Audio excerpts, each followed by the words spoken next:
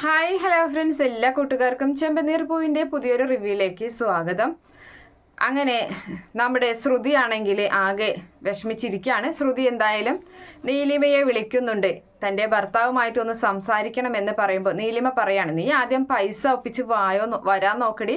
നിന്റെ ഭർത്താവ് എൻ്റെ അരികിലല്ലേ ഉള്ളത്, നീ പേടിക്കണ്ട. ഞങ്ങളെ ആദ്യത്തെ നിന്റെ ഭർത്താവിൻ്റെ കാമുകിയാണ് ഞാൻ, നിനക്കറിയാലോ. ഞങ്ങൾ ഭാര്യ ഭർത്താക്കന്മാരെ പോലെ ജീവിച്ചിട്ടുള്ളവരാ. അതുകൊണ്ട് നീ പേടിക്കണ്ട, എൻ്റെ അരികിൽ അവൻ സേഫ് ആയിരിക്കും. പിന്നെ പൈസ കൊണ്ടുവന്നില്ലെങ്കിൽ ഒരു പക്ഷേ അവൻ മരണത്തിന് ഞാൻ വിട്ടുകൊടുക്കുകയും ചെയ്യും എന്നൊക്കെ പറഞ്ഞ് ഭീഷണിപ്പെടുത്തുന്നുണ്ട്. എന്തായാലും ശ്രുതി പേടിച്ച് ഫോൺ കട്ട് ചെയ്യുകയാണ്. അപ്പം മീര സമാധാനിപ്പിക്കുന്നുണ്ട്. മീര പറയുകയാണ്, നീ വിഷമിക്കാതിരിക്കുക, ശ്രുതിക്ക് ഒന്നും പറ്റില്ല. എന്തായാലും അവരെ എന്തായാലും രക്ഷിക്കും, നമുക്ക് അവനെ തിരികെ കിട്ടും എന്നൊക്കെ പറഞ്ഞ് നീ വീട്ടിലോട്ട് പോവാൻ നോക്ക് എന്നൊക്കെ പറഞ്ഞിട്ട് അങ്ങനെ വീട്ടിലോട്ട് പറഞ്ഞയക്കുകയാണ് നമ്മുടെ മീര. അങ്ങനെ വീട്ടിലാണെങ്കിൽ രവീന്ദ്രൻ ചെടിക്ക് നനച്ചുകൊണ്ടിരിക്കുന്നുണ്ട്. അതുപോലെ തന്നെ എന്തോ സ്ക്രൂ ഡ്രൈവറൊക്കെ എടുത്ത് എന്തോ കാര്യങ്ങളൊക്കെ സച്ചിയും ചെയ്യാണ്. അച്ഛൻ അവിടെ ഇരിക്കുന്നുണ്ട്. അപ്പോൾ ശ്രുതിയെ പറ്റിയാണ് പറയുന്നത്. ഇവളിതുവരെയും കണ്ടില്ലല്ലോ, ഇവർ എവിടേക്ക് പോയതാ? അപ്പോൾ അമ്മയുടെ അടവൊന്നും അച്ഛമ്മയുടെ അരികിലും നടന്നിട്ടില്ല. ഇപ്പോൾ പൗഡറേട്ടത്ത് ഇങ്ങനെയൊക്കെ നടക്കുന്നത്. എന്തായാലും അച്ഛമ്മ ഒന്ന് വരുമ്പോൾ ഒന്ന് കൊടയണം, എവിടെ പോയിന്ന് അറിയണം എന്ന് പറയുകയാണ്. അങ്ങനെ അവളെന്തായാലും ഇവിടേക്ക് തന്നെയല്ലേ വരാൻ പോകുന്നത്, അവൾ എവിടേക്കും പോകില്ലല്ലോ, അപ്പം ഞാൻ പിടിച്ചോളാം അവളെ എന്നും പറയുന്നുണ്ട്. ആ സമയത്ത് തന്നെയാണ് ശ്രുതി അവിടേക്ക് വരുന്നത്. അപ്പോൾ അതേ വന്നല്ലോ എന്ന് അച്ഛമ്മ പറയുകയാണ്. നീ എവിടെ പോയതാടി ഇത്രയും നേരം എന്ന് ചോദിക്കുന്നുണ്ട്. അത് പിന്നെ എനിക്കൊരു കാര്യത്തിന് വേണ്ടിയിട്ട് ഒരു ക്ലയൻറ്റ് ഉണ്ടായിരുന്നു, ആ ക്ലയൻറ്റിനെ കാണാൻ വേണ്ടി പോയതാണ്, എന്നെ വിളിച്ചപ്പോൾ പോയതാണ്. നീ രവി വിളിച്ചപ്പോൾ നീ ഫോൺ എടുത്തില്ലല്ലോ എന്ന് പറയുന്നുണ്ട്. ഓ അത് പിന്നെ ആ സമയത്ത് ഫോൺ സൈലൻ്റ് ആയിരുന്നു അച്ഛമ്മ, അതുകൊണ്ടാണ്. അപ്പോൾ സച്ചി പറയുന്നുണ്ട്, അച്ഛൻ വിളിച്ചപ്പോൾ ഫോൺ സൈലൻ്റ് ആയിരുന്നു, അവളുടെ കസ്റ്റമർ വിളിച്ചപ്പോൾ അവളുടെ ഫോൺ അവൾക്ക് എടുക്കാൻ പറ്റിയെന്ന് പറയാണ്. എനിക്ക് നുണ പറയേണ്ട ആവശ്യമൊന്നുമില്ല എന്നൊക്കെ ഇങ്ങനെ ശ്രുതി പറയുന്നുണ്ട്. അപ്പം നീ എവിടേക്കാണ്, നീ മീനൊക്കെ മേടിച്ചു? അപ്പം ഞാനെല്ലാം മേടിച്ചിട്ടുണ്ട് എന്ന് പറയാണ്.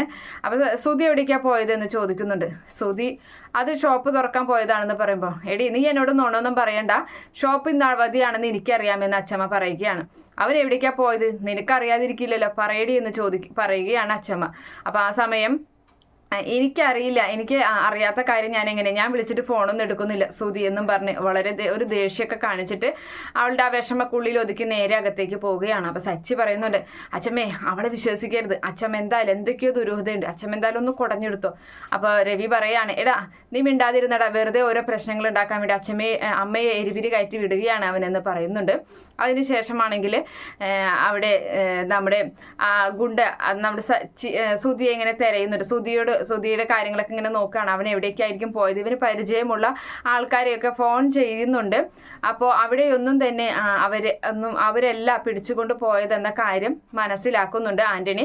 അങ്ങനെ ആന്റണിയോട് അവിടെ നിൽക്കുന്ന ഒരു ഗുണ്ട പറയുകയാണ്, സച്ചി ഇത് അറിഞ്ഞു കഴിഞ്ഞാൽ മതിയായിരുന്നു, കാരണം സച്ചി പിടിച്ചു കഴിഞ്ഞു കഴിഞ്ഞാൽ നമുക്ക് അവൻ പിടിച്ചത് അവന് രക്ഷിക്കുന്ന ഫോട്ടോ എടുത്തിട്ട് ഇതുപോലെ ശ്രുതിക്ക് അയച്ചു കൊടുക്കാം. നമ്മൾ ആ നെവീൻ ദാസിന്റെ കാര്യത്തിൽ അങ്ങനെയാണല്ലോ ചെയ്തത് എന്ന് പറയുമ്പോൾ ആന്റണിക്ക് ദേഷ്യം വരുന്നുണ്ട്. ആന്റണി ആ ഗുണ്ടയുടെ മുഖം കാരണം അടിച്ച് പൊട്ടിക്കുകയും ചെയ്യുകയാണ്. അതിനുശേഷം അവന് പരിചയമുള്ള വണ്ടികളെ, അതായത് CCTV ഒക്കെ പരിശോധിച്ച് അവനിങ്ങനെ ഓരോരുത്തരോടൊക്കെ ചോദിക്കുന്നുണ്ട്, ഇങ്ങനെ ഒരു വണ്ടി കണ്ടോ എന്നൊക്കെ. പക്ഷെ ആരും കണ്ടില്ലെന്ന് പറയാണ്. അങ്ങനെ ശ്രുതി നേരെ ആന്റണിയെ വിളിക്കുന്നുണ്ട്, എന്തായി എന്ന് ചോദിക്കുകയാണ്. ശ്രുതിയെ പറ്റി വല്ലതും അറിഞ്ഞോ എന്ന് ചോദിക്കുമ്പോൾ ഇല്ല, ഞങ്ങൾ എന്തായാലും തിരച്ചിലാണ്, ഇതുവരെ അറിഞ്ഞിട്ടില്ല എന്ന് പറയുന്നുണ്ട്. അപ്പോൾ നമുക്കെന്നാൽ പോലീസിൽ അറിയിച്ചാലോ എന്ന്, വേണ്ട ഇപ്പം അറിയിക്കേണ്ട, നമുക്ക് പറ്റിയില്ലെങ്കിൽ അവസാന കൈയായിട്ട് അങ്ങനെ നോക്കാമെന്ന് ശ്രുതി പറയുകയും ചെയ്യുന്നുണ്ട്. അങ്ങനെ അതിനുശേഷമാണെങ്കിൽ വർഷയും ശ്രീകാന്തും രവീന്ദ്രനൊക്കെ ഭക്ഷണം കഴിക്കാൻ വന്നിരിക്കുകയാണ്. അപ്പോൾ നമ്മുടെ വർഷ പറയാണ്, രേവതിയേട്ടത്തി ഭക്ഷണം വിളമ്പ് എന്ന് പെട്ടെന്ന് അറിയാതെ പറഞ്ഞ്. അപ്പോൾ വർഷല്ല ശ്രീകാന്ത് പറയുന്നുണ്ട്. അപ്പോൾ ആ സമയത്ത് സോറി ശ്രുതിയേട്ടത്തി ഭക്ഷണം വിളമ്പ് എന്ന് പറയുമ്പോൾ അങ്ങനെ ഭക്ഷണമൊക്കെ കൊണ്ട് വളരെ മുഖം വീർപ്പിച്ച ഒരു രീതിയിൽ ഇങ്ങനെ ഭക്ഷണമൊക്കെ കൊണ്ടുവയ്ക്കുകയാണ്.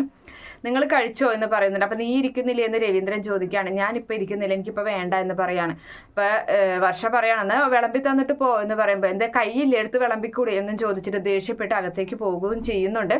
എന്തായാലും നമ്മുടെ ശ്രുതി വളരെ ടെൻഷനിൽ തന്നെയാണ്. സച്ചിക്ക് എന്തൊക്കെയോ സംശയങ്ങളുണ്ട്. സച്ചി പറയാണ്, എന്തൊക്കെയോ ഒരു പ്രശ്നം നടക്കുന്നുണ്ട്, അതുകൊണ്ടാണ് ഇങ്ങനെയൊക്കെ എന്ന്. ഇനിയിപ്പോൾ അവർ തമ്മിൽ വല്ല പിണങ്ങിക്കാണോ എന്നുള്ള രീതിയിലൊക്കെ സച്ചി സംശയിച്ച് നിൽക്കുകയാണ്. എന്തായാലും വർഷ നേരെ നമ്മുടെ രേവതിയുടെ അരികിലേക്ക് വന്നിട്ട് രാത്രി സമയത്ത് ഭക്ഷണമൊക്കെ കഴിച്ചതിന് ശേഷം രേവതിയുടെ മുടി ഇങ്ങനെ കെട്ടി നല്ല ഭംഗിയിലൊക്കെ കെട്ടി കൊടുക്കുകയാണ്. അപ്പോൾ പറയുന്നുണ്ട്, സച്ചിയാണ് എനിക്ക് ചെയ്തു തരാറുണ്ടെങ്കിൽ നിന്റെ വകയായിട്ട് എൻ്റെ മുടിയിലൊന്നും ചെയ്യണ്ടെന്ന് പറയും. ഇത്രയും നല്ല നീളമുള്ള മുടി, നല്ല മുടിയാണ് ഇത്, സച്ചിയേട്ടൻ ചെയ്തു തരുന്നുണ്ടാവും. പക്ഷെ രാത്രി സമയത്ത് ഇത് നല്ല രീതിയിൽ കെട്ടി വെച്ചില്ലെങ്കിൽ നന്നായി കൊഴിഞ്ഞു പോകും, അതൊക്കെ ശ്രദ്ധിക്കണം എന്നൊക്കെ പറഞ്ഞിട്ട് അങ്ങനെ കെട്ടി കൊടുക്കുകയാണ്. അപ്പോൾ ഏട്ടത്തിയാണ് എനിക്ക് ഈ വീട്ടിൽ കൂടുതൽ സപ്പോർട്ട്, എനിക്ക് ശ്രീകാന്തിനെ കിട്ടാൻ കാരണം ഏട്ടത്തിയാണ്, അതുകൊണ്ട് ഏട്ടത്തി എനിക്ക് സംരക്ഷിക്കണം എന്നൊക്കെയുണ്ട് ഇങ്ങനെയൊക്കെ കിടക്കുന്ന സാഹചര്യത്തിൽ. പക്ഷേ എൻ്റെ ജോലി അറിയാലോ, അതുകൊണ്ടാണ് കേട്ടോ എനിക്ക് ഏട്ടത്തിയെ നോക്കാൻ പറ്റാത്തത്. അതൊന്നും സാരില്ല വർഷ, നീ എന്തായാലും നിന്റെ ജോലി നടക്കട്ടെ.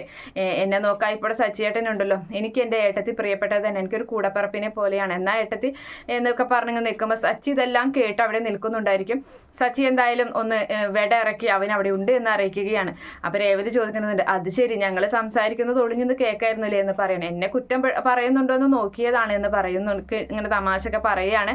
അതിനുശേഷം രേവതിക്ക് മുത്തൊക്കെ കൊടുത്തിട്ട് വർഷ കിടക്കാൻ പോകുന്നുണ്ട്.